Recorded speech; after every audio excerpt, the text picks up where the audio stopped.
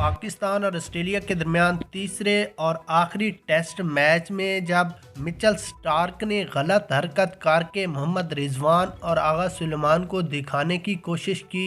तो मोहम्मद रिजवान ने शानदार सेंचुरी जबकि आगा सुलेमान ने निस सेंचुरी लगाकर मिचेल स्टार्क का गरूर मट्टी में मिला दिया है। जिसके बाद मिचेल स्टार्क की इस हरकत पर उसकी बीवी ग्राउंड में देखकर भी हैरान रह गई कि मिचेल स्टार्क को पाकिस्तानियों के साथ पंगा नहीं लेना चाहिए था। यहाँ पर आपको मिचेल स्टार्क की ये हरकत, उसके बाद इस मैच की हाइलाइट्स, मोहम्मद रिजवान, आगा सुलेमान की बैटिंग दिखाते हैं। उससे पहले आपने इस वीडियो को लाइक करना है, चैनल को सब्सक्राइब करना है और कमेंट्स में बताना है कि पाकिस्तान तीसरा टेस्ट मैच जीत पाएगा या नहीं। उसके बाद अगर यहाँ पर हम इस टेस्ट मैच की बात करें तो पाकिस्तान टीम ने पहले बैटिंग करते हुए अब्दुल्ला शफीक 0 रन, सैम अयूबी 0,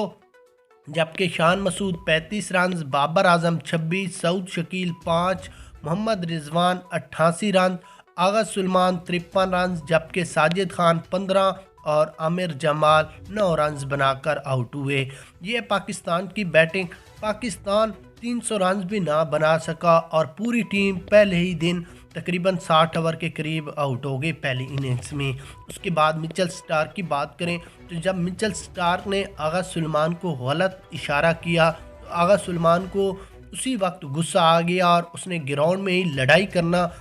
पसंद की कि मैं लड़ाई करना चाहता हूं, लेकिन अंपायरों ने और खिलाड़ियों ने उसे रोक दिया कि आप इस तरह ना करें क्योंकि ग्राउंड के कुछ रूल्स भी होते हैं। जिसके बाद एक शानदार बैटिंग का मुजाहरा करते हुए आगा सुलेमान ने 53 रन की शानदार इनिंग्स खेलकर मिचेल स्टार्क को बताया कि आप पाकिस्तानियों से पंगा मत लेना।